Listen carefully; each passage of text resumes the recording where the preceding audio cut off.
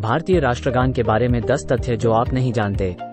गणतंत्र दिवस और अन्य दिनों में जन गण मन शब्द सुनने से हमारा मन राष्ट्रवाद और देशभक्ति की भावना से भर जाता है।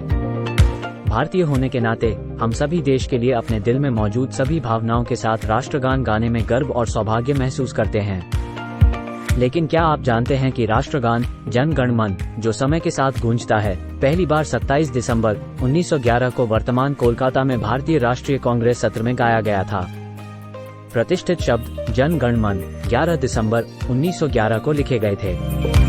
पंजाब, सिंध, गुजरात, मराठा गान में उल्लिखित प्रांत ब्रिटिश शासन के अधीन थे। पुर्तगाली शासन के कारण कश्मीर और मैसूर जैसी रियासतों को बाहर कर दिया गया।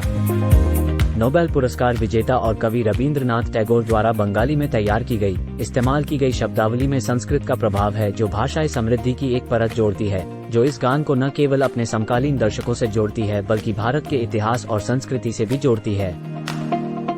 गान के मूल बोल राग अलह या बिलावल में सेट किए गए थे, इसके शास्त्रीय रूप में मामूली बदलाव के साथ। पंडित मोतीलाल नेहरू ने प्रदर्शन और गायन में आसानी के लिए वंदे मातरम के स्थान पर जन गण मन को चुना, जिससे ये सुनिश्चित हो सके कि ये देश भर में गूंजेगा। 24 जनवरी 1950 को ही जन गण मन को आधिकारिक तौर पर भारत का राष्ट्रगान घोषित किया गया था। कायदे से भारत के राष्ट्रगान के आधिकारिक संस्करण में लगभग 52 सेकंड का समय होना चाहिए, न कि 54 सेकंड का।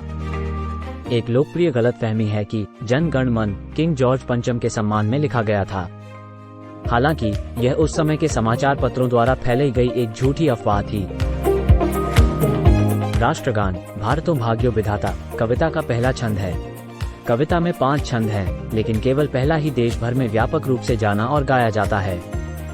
ऐसा इसलिए है क्योंकि भारतीय संविधान के निर्माताओं को लगा कि पूरी कविता आम आदमी को याद करने और सुनाने के लिए बहुत लंबी होगी।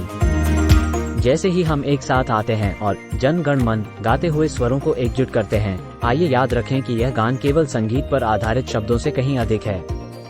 ये हमारे इतिहास के पन्नों के माध्यम से एक गीतात्मक यात्रा है, एक राष्ट्र के रेजिलियंस का एक प्रमाण है और हमारी समृद्ध सांस्कृतिक पच्चीकारी का उत्सव है। तो आइए खुशी से गाएं, गर्व से गाएं और यह जानते हुए गाएं कि इस गान में हमें सिर्फ एक गीत नहीं बल्कि अरबों सपनों की धड़कन मिलती है। सब्सक्राइब करें ज्ञान ग्लिट्स को ऐसी और अद्भुत ज्ञान के लिए।